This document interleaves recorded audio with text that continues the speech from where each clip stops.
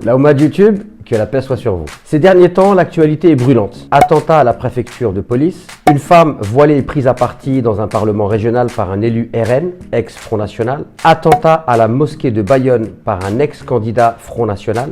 La France devient-elle islamophobe? Ou la France est-elle islamophobe? Je vous propose d'y répondre dans cette vidéo. Restez avec moi.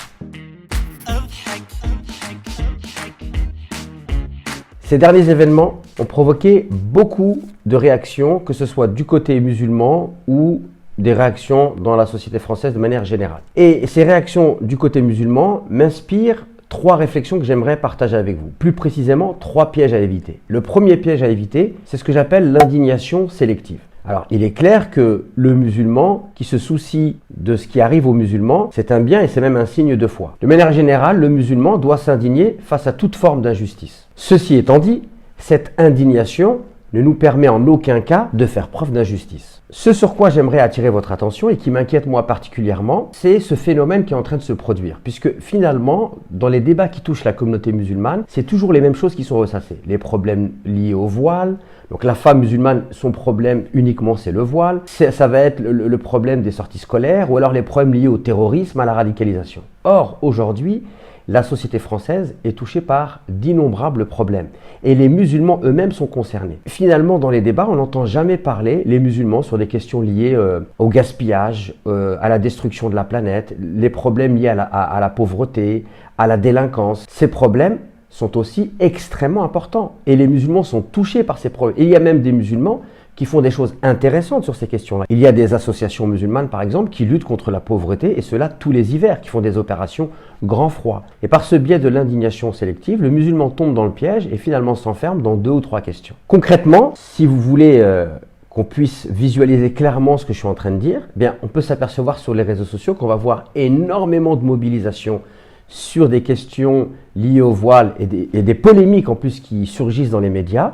Et on va voir beaucoup moins de mobilisation chez les musulmans par rapport à des questions de société telles que la pauvreté par exemple et la lutte contre la pauvreté, l'exclusion et la délinquance, alors que ce sont des questions qui sont extrêmement importantes pour nous aussi. Le deuxième piège, c'est la réaction émotionnelle. Donc on va être constamment dans des postures réactionnelles et émotionnelles et on sait très bien que l'émotion est l'antithèse de la réflexion. Et lorsqu'il y a des grands problèmes, alors oui, il faut réagir, mais lorsque la réaction n'est que émotionnelle, généralement elle est passagère, elle ne dure pas et surtout elle est comme ça tous azimuts, elle est, passez-moi l'expression, bordélique, mais elle n'est absolument pas réfléchie et construite et elle ne s'inscrit pas dans le temps. Alors j'aimerais dire que avec ces réactions émotionnelles, il y a un piège qui est encore plus grand, c'est le piège de la dramatisation et on peut voir qu'il y a parfois certaines personnes qui veulent faire réagir les musulmans en les provoquant, comme par exemple cet élu RN, Rassemblement National, qui a provoqué cette polémique dans le Parlement régional.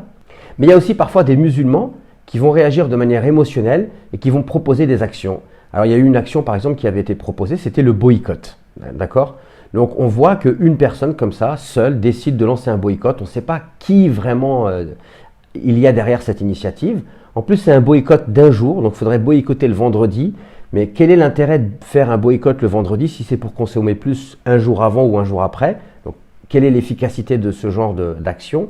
Et en plus, on peut se poser même la question de la pertinence de cette action, puisque c'est suite à une personne qui a été prise à partie dans un parlement, on demande de boycotter des commerçants non musulmans, alors que peut-être ces commerçants non musulmans ne sont pas anti-islam. Donc il y a même une forme d'injustice, c'est une action qui n'est pas du tout cohérente.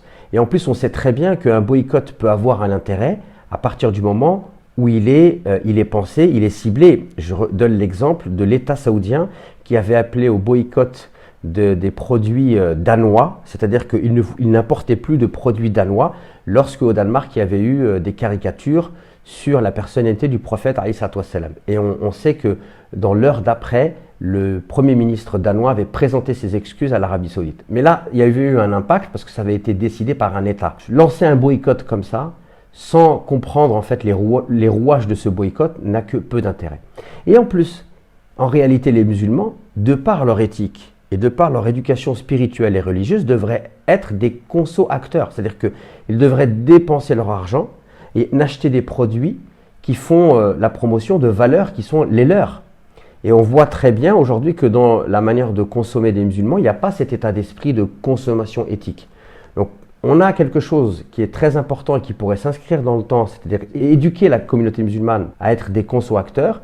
Et au lieu de ça, en fait, on fait comme ça des one-shots, c'est-à-dire c'est un coup comme ça de temps en temps. On appelle à des boycotts. Ça peut donner l'impression qu'on est en train d'agir alors qu'en réalité, ça n'a que très très peu d'effet.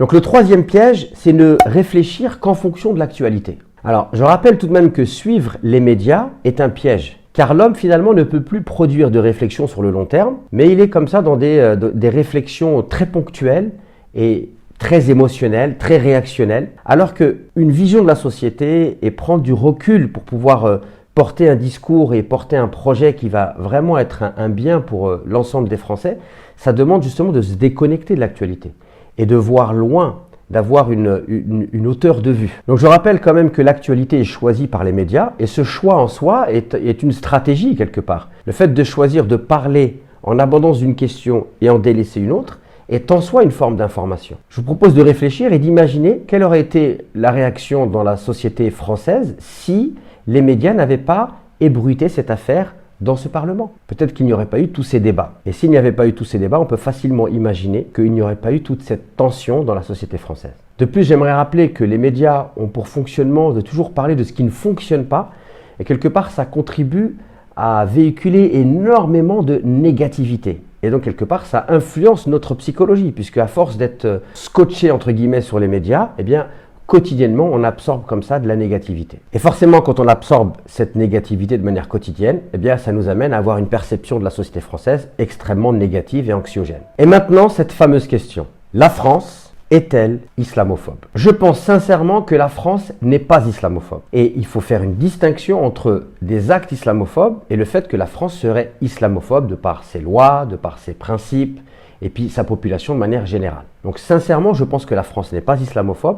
Par contre, je pense qu'il y a de l'islamophobie, que cette islamophobie se répand et se diffuse dans la société et qu'elle devient de plus en plus violente. Par contre, il est évident qu'aujourd'hui, dans les médias et dans la classe politique, il y a un certain nombre de personnes qui véhiculent un discours qui contribue à enrichir, qui contribue à accentuer cette islamophobie. Après avoir posé cette question qui suscite beaucoup de tensions chez les musulmans, la France est-elle islamophobe? Moi, je vous invite à vous poser une question qui est beaucoup plus pertinente pour nous. Qu'est-ce qu'on peut faire, nous, aujourd'hui, en tant que communauté musulmane, pour désamorcer cette islamophobie? La première chose à faire est de s'enraciner dans la sunna du prophète, alayhi salatu wassalam. Et la sunna du prophète, alayhi salatu wassalam, nous enseigne que lorsqu'on nous provoque, eh bien, on ne doit pas répondre à la provocation. La meilleure réponse que l'on peut donner à ceux qui sont dans la provocation, c'est de les ignorer. J'ai lu dans une interview que notre sœur a accordée au CCIF, donc notre sœur qui a été prise à partie dans le Parlement par l'élu du Rassemblement national. Forcément, elle avait été choquée et elle dit, je cite, « Il a détruit ma vie ». Alors, je comprends tout à fait la douleur de cette sœur et d'ailleurs, moi-même, j'ai été fortement bousculé par cette vidéo parce que cette vidéo, elle est vraiment horrible. C'est odieux ce qu'a fait cet homme. Forcément, l'image de cet enfant qui va vers sa mère ne peut que nous toucher. Néanmoins, j'aimerais dire à ma sœur que non, cet homme n'a pas détruit votre vie. Car votre vie est entre les mains de Dieu. Et si vous êtes croyante, vous savez que personne ne peut vous nuire sans la permission d'Allah subhanahu wa ta'ala. Cet homme a voulu utiliser cette situation pour créer le buzz.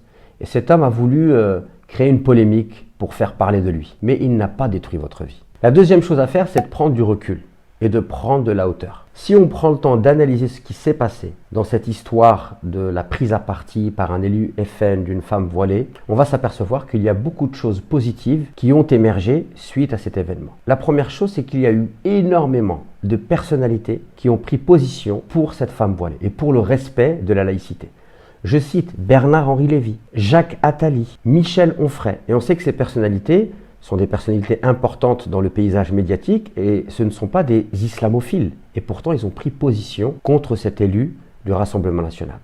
On peut voir également que sur les plateaux de télévision, pour la première fois, on a vu des femmes voilées qui ont été invitées, puisque beaucoup avaient remarqué qu'on parlait beaucoup des femmes voilées et qu'on invitait peu de femmes voilées sur les plateaux. Et donc, depuis peu, on voit émerger de nouvelles personnalités, des femmes voilées. Je pense notamment à notre sœur Nadia Lazouni, qui a fait des interventions brillantes sur les plateaux de télévision. Donc, c'est le début d'un changement, ce qui est en train de se passer dans la société française. Et ce qui m'a le plus frappé, c'est que pour la première fois à la télévision, j'ai entendu un nombre important d'hommes politiques dire qu'il ne fallait pas faire d'amalgame avec les femmes voilées et que beaucoup de femmes voilées portaient le voile et étaient pleinement intégrées en France. Donc, je le dis avec force, tout n'est pas négatif dans ce qui s'est passé dernièrement. Enfin, la troisième chose à faire, c'est qu'il faut lutter pour faire triompher la paix et le respect de tous dans notre société française, dans notre pays. Je vous invite à écrire à vos élus, écrivez à vos députés, écrivez à vos maires et exprimez-leur vos inquiétudes sur certains dérapages ou sur certains discours islamophobes. Demandez-leur d'avoir des attitudes claires. Et vous avez le droit d'exiger de vos élus des prises de position qui soient trancher sur ces questions. Enfin, nous avons également la possibilité de favoriser les rencontres pour désamorcer ce climat de tension au sein de la communauté française. Et ça, on peut le faire dans les mosquées et en dehors des mosquées. Et par expérience, je peux vous dire qu'à chaque fois qu'on a mis en place ce genre d'activité, que ce soit au sein de la mosquée ou en dehors de la mosquée, on a toujours eu énormément de personnes qui sont venues nous rencontrer, avec qui nous avons pu discuter et avec qui nous avons pu justement apaiser les tensions. Cette vidéo s'achève, j'espère qu'elle vous sera utile. N'hésitez surtout pas à la commenter, à vous abonner à cette chaîne et à activer la petite cloche. Et à bientôt pour de nouvelles vidéos.